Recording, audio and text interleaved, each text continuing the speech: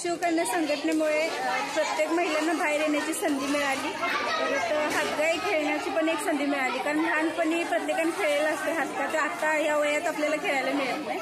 आणि त्या शिवकन्या संघटनेमुळे हा चान्स आम्हाला सगळ्यांना मिळाला, एकत्र येण्याचा चान्स मिळाला आणि प्रत्येकाचे डबे तपासण्याचा पण चान्स मिळाला, त्यामुळे खूप आनंद होते। आम्ही सर्वजण इथं खेळ खेळला। हे बालपणीचे खूप दिवस आठवले। आम्ही बालपणात जाऊ शकत नाही, पण आता हे खेळ सगळे खेळलो, खूप छान वाटलं। असेच खेळ राहू दे, आम्हाला बालपणाची आठवण येत राहू दे अशी इच्छा आहे। सविता मॅडमांचे खूप आभार मानते मी की त्यांनी हे नियोजन केलं आणि असंच महिलांचे बालपणीच्या आठवणी पुढच्या सगळ्या खेळामध्ये येत राहू। थँक्यू।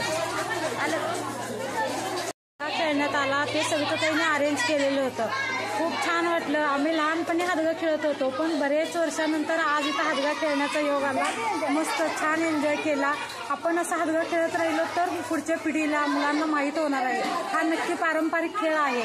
मस्त छान गाणी वगैरे ऐकून किरापत आणलेले आहे, डबे प्रत्येकाने आणलेले आहेत, खूप छान मस्त एन्जॉय केला। असाच पुढे चालत राहू दे, तरच पुढच्या पिढीला हा खेळ माहीत होणार आहे।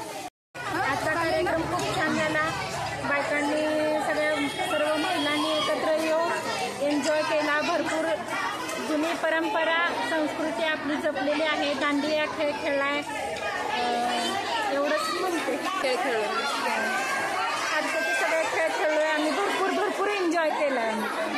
मला जुन्या आठवणी माझ्या जागृत झाल्या, जो जुनी लहानपणीचा खेळ खेळला त्याची आठवण झाली। प्रकार फक्त स्मरणात होता, आता तो अक्षरशः मी प्रत्यक्षात एन्जॉय केला. शेव तिखट आहे का गोड आहे? तिखट शंकरपाळी नाही, तिखट नसते. चकली चकली ते गोल असते ते चक्कर नाही. तिखट शेव बुंदी जरा जवळ सांगा की काहीतरी. गोल आहे का चौकोन आहे? गोड आहे. गुलाबजाम घेऊन या पुढच्या वेळी येतं.